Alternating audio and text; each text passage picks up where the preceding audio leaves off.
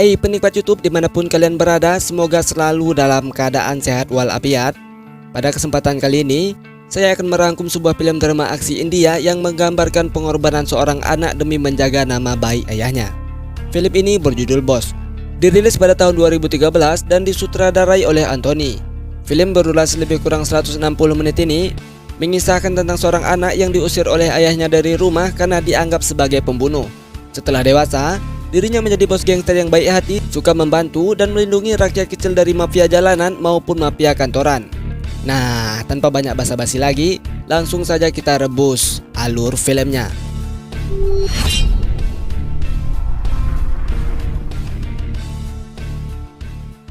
जिसे हम लोग बिग बॉस के नाम से जानते हैं.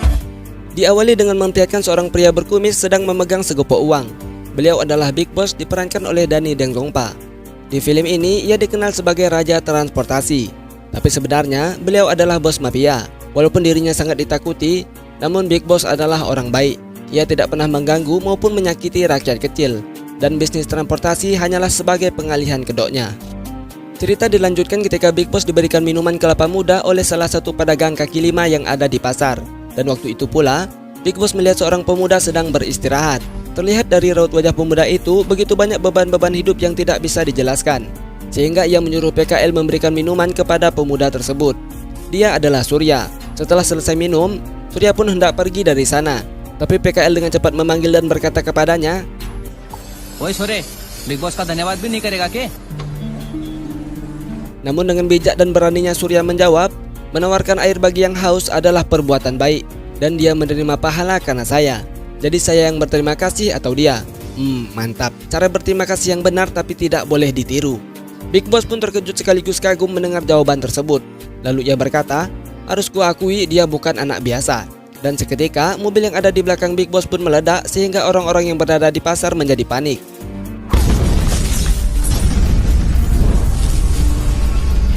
Setelah itu, muncullah musuh Big Boss, kita sebut saja sebagai Kobu. Walaupun hanya seorang diri, Big Boss menghadapi mereka dengan gagah berani. Ketika Kobu ingin memukul Big Boss dengan sebuah kapak, pada waktu itu pula adegan epik terjadi, yang mana pemuda yang diberikan minuman oleh Big Boss sebelumnya, yaitu Surya, tengah membungkus sebuah kelapa dengan sorban merah, lalu melemparnya tepat mengenai kepala Kobu.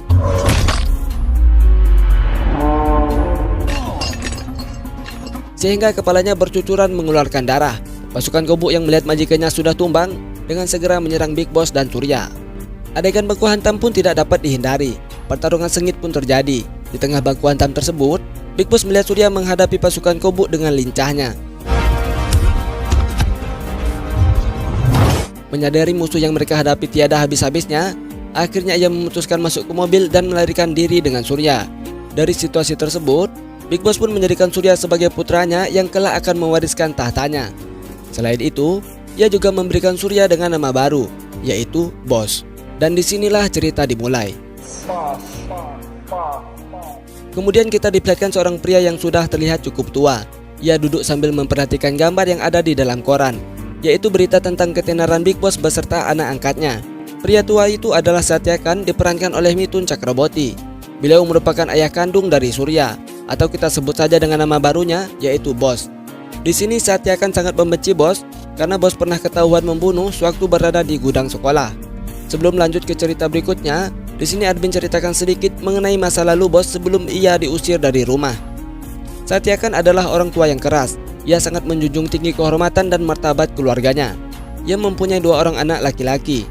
Boss adalah anak tertua dan adiknya bernama Sip. Satyakan bekerja sebagai seorang guru di salah satu sekolah dan mempunyai masalah pada kakinya. Nah, sama-sama kita ketahui, jika ada guru yang cacat tentu menjadi bahan ejekan maupun lelucon bagi siswa yang enggak ada akhlak. Ditambah lagi, Boss dan adiknya juga sekolah di tempat ayahnya mengajar. Suatu hari, Sip bermain bola kaki bersama teman-temannya. Timnya menang dan tim lawannya kalah. Pada saat Sip sedang mengekspresikan kemenangannya, pada saat itu juga ia didorong oleh lawan mainnya karena tidak terima timnya kalah. Walaupun tubuhnya kecil, Sip bukanlah pemuda yang penakut. Ia menantang anak tersebut. Kita sebut saja sebagai Rajan.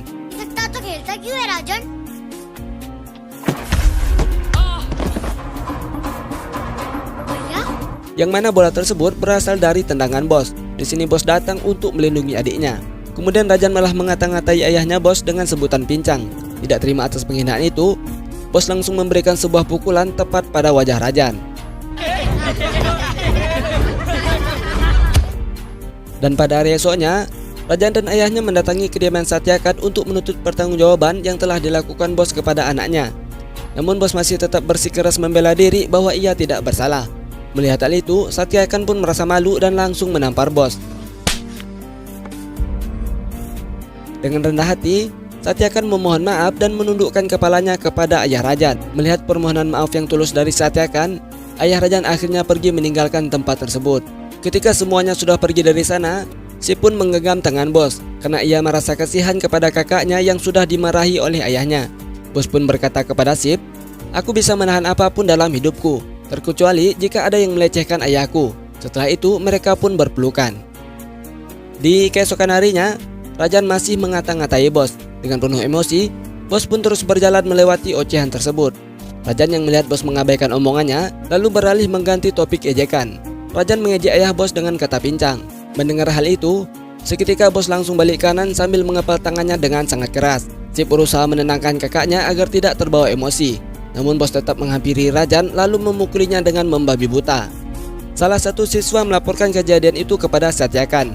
Setibanya ia di tempat perkelahian, Satyakan langsung memasukkan mereka berdua ke dalam sebuah godang lalu mengurungnya. Ketika lonceng terakhir berbunyi, pertanda siswa sudah diperbolehkan pulang ke rumahnya masing-masing. Satyakan kembali ke gudang tersebut dengan tujuan untuk membebaskan keduanya. Tapi ketika ia membuka gudang itu, terlihat Rajan tergeletak tak sadarkan diri dengan baju yang sudah berlumuran darah. Begitupun juga dengan bos. Ia berdiri tepat di samping Rajan sambil memegang sebuah senjata tajam yang penuh dengan darah.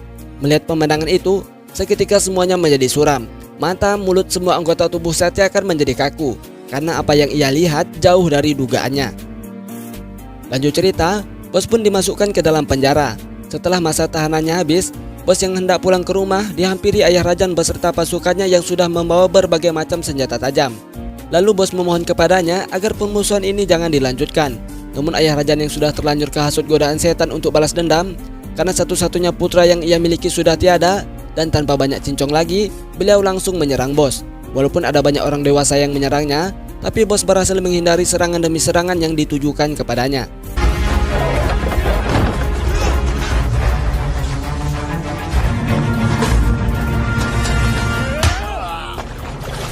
Karena sudah terpojok dan tidak ada pilihan, akhirnya bos melakukan perlawanan.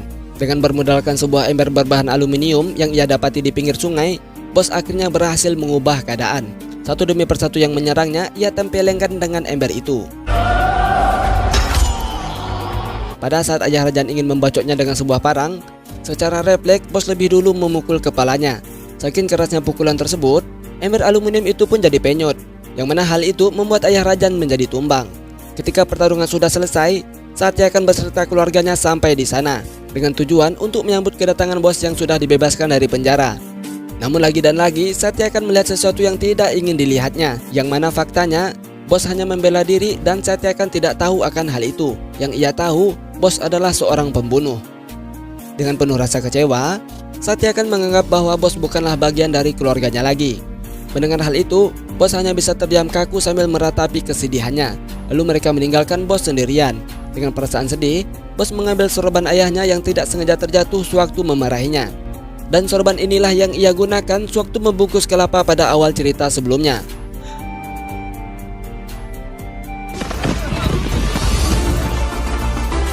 Singkat cerita, 15 tahun sudah berlalu.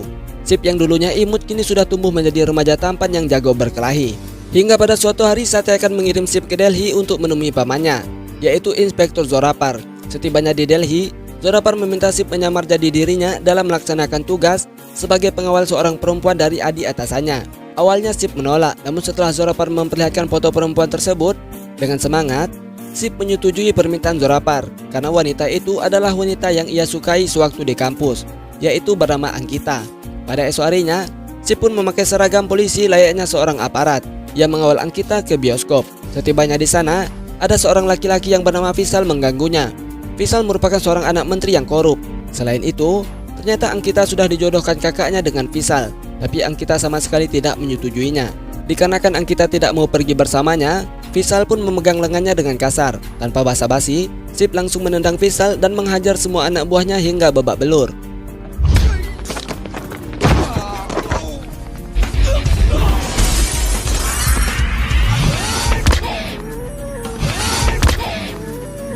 Disinilah permasalahannya dimulai.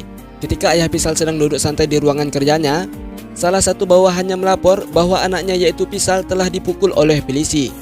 Mengetahui anaknya dihajar polisi, Menteri Korup pun langsung menghubungi kakak Ankita yang bernama Ayusman diperankan oleh Ronit Roy, di mana Ayusman ini merupakan polisi yang gak ada akhlak dan tidak punya rasa peri kemanusiaan, yang menggunakan kekuasaannya dengan semena-mena dan membunuh siapa saja yang berani menentang jalannya. Setelah mendapat telepon dari Menteri Korup, Ayusman langsung menangkap Sip, sedangkan Satya Khan berusaha membebaskan Sip dari penjara.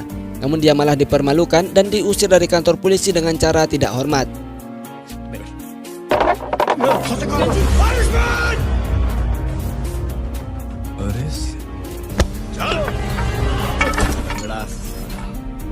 Satya Khan begitu emosi, lalu dengan berat hati, Satya Khan memutuskan untuk membayar para mafia demi menyelamatkan putranya.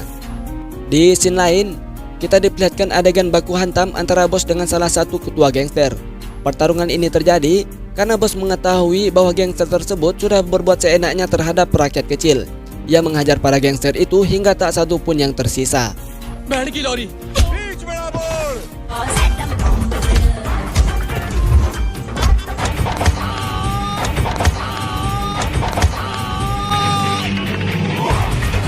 हम सबके माई बाप हैं। ऐसी बात नहीं है चाचा, माई बाप तो ऊपर वाला है। Sesampainya di base camp, bos mendapatkan kontrak baru dari Ayusman, yang mana Ayusman meminta mereka untuk membunuh Sip, sedangkan bos belum mengetahui bahwa kontrak itu untuk membunuh adiknya sendiri. Tidak lama kemudian, salah satu bawahnya memberitahu bahwa ada seorang laki-laki tua yang juga memberikan kontrak, namun kontrak tersebut bertolak belakang dari kontrak yang baru mereka dapatkan, yaitu untuk menyelamatkan Sip. Merasa penasaran, bos pun melihat keluar jendela. Ternyata laki-laki tua yang dimaksud adalah ayahnya sendiri. Dengan senang hati bos menyambut kedatangan ayahnya. Namun Satya Khan masih konsisten terhadap keegoisannya. Ia menganggap pertemuan itu hanya sebatas kontrak, yang artinya Satya Khan masih menganggap bos bukan bagian dari keluarganya. Walaupun sudah dihina dengan berbagai macam bacotan pedas, bos tetap diam, karena baginya bisa bertemu langsung dengan orang yang sangat ia sayangi sudah lebih dari cukup.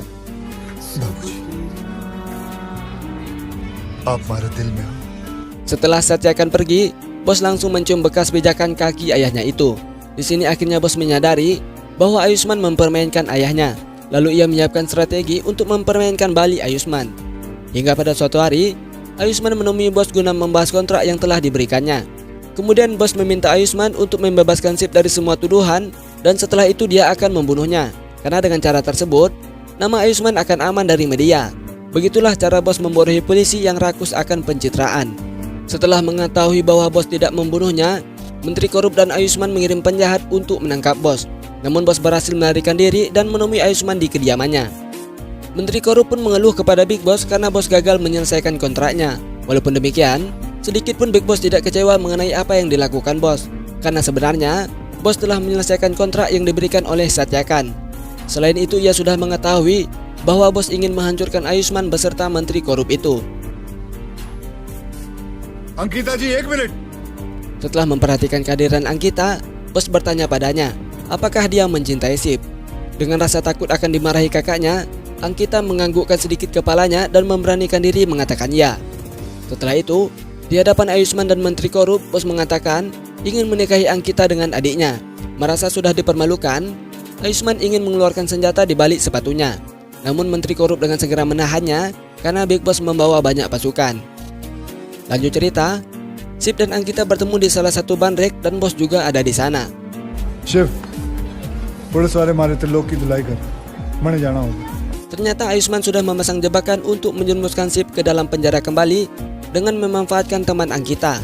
Ketika mereka pulang dari bandrek, teman Ankita memberikan obat tidur ke dalam minuman Sip. Pada saat Sip sadar, Ayusman dan aparat lainnya sudah menangkap Sip dengan tuduhan kasus pemerkosaan palsu. Di sini terungkap bahwa teman Ankita adalah simpanan Ayusman. Mengetahui adiknya dijebak, bos langsung mendapatkan ide untuk membebaskan Sip, yaitu dengan cara menculik putra Menteri Korup. Setelah berhasil menangkap Visal, kemudian ia memasang bom pada selangkaannya. Karena ketakutan, Menteri Korup dengan segera meminta Ayusman membebaskan Sip. Di sisi lain, Big Boss sedang debat serius dengan Satya Khan mengenai anaknya yaitu Bos, yang mana Bos sudah berjuang menyelamatkan Sip, tapi Satya Khan masih membencinya dan menganggap Bos sebagai pembunuh. Karena kasihan dengan bos, akhirnya beliau menceritakan kebenaran tentang kisah terbunuhnya Rajan. Di sini kita dikembalikan ke scene sebelumnya, yaitu sewaktu Satyakan memasukkan Rajan dan bos ke dalam gudang. Faktanya, yang membunuh Rajan bukanlah bos, melainkan Satyakan itu sendiri. Hal itu terjadi waktu Satyakan memasukkan Rajan ke dalam gudang. Tanpa ia sadari, Satyakan mendorongnya dengan kencang dan Rajan tertusuk senjata tajam. Bos yang melihat Rajan sudah tidak bernyawa langsung mengotori baju seragam sekolahnya dengan darah dan memegang senjata tajam yang tertusuk pada perut Rajan. Demi menjaga nama baik ayahnya, bos mengorbankan diri seolah-olah dialah yang membunuh Rajan. Setelah Satyakan mengetahui kebenarannya, ia hanya bisa terdiam dan merasa sangat menyesal karena ternyata anak yang ia benci sangat menyayanginya, bertolak belakang dari apa yang telah ia perbuat. Kemudian Satyakan bergegas ingin menemui bos. Pada saat di perjalanan, Ayusman si polisi yang tidak berakhlak mengirim truk untuk menabrak kendaraan mereka. Big Boss selamat sedangkan Satyakan sekarat dan harus dirawat di rumah sakit. Ketika bos berada di ruang ICU melihat ayahnya yang sedang sekarat, Ayusman menghubungi dan memberitahu bos bahwa dialah dalang di balik insiden tersebut. Kemudian ia menantang bos untuk menyelesaikan pertarungan terakhirnya. Sebelum OTW, bos mengusap kaki ayahnya terlebih dahulu. Setibanya di tempat baku hantam, terlihat Ayusman sudah menunggunya sambil meminum secangkir jamu kuat. Setelah Ayusman memberikan sedikit basa-basi, pertarungan antara mafia berakhlak dan polisi nggak berakhlak pun dimulai.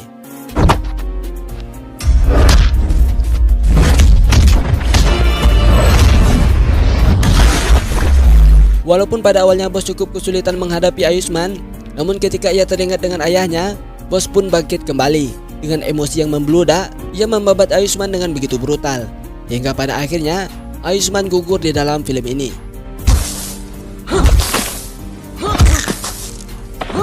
Setelah pertarungan selesai, terlihat dari kejauhan ayahnya tiba di sana. Dengan ekspresi rasa senang yang tidak bisa digambarkan, bos dengan segera berlari ke arah ayahnya. Sedangkan Satyakan hanya bisa terdiam dengan penuh rasa penyesalan. Walaupun demikian, bos sama sekali tidak pernah membenci ayahnya. Dan cerita pun berakhir dengan bersatunya lagi keluarga Satyakan. Sekian, terima kasih dan sampai jumpa di ngalur berikutnya.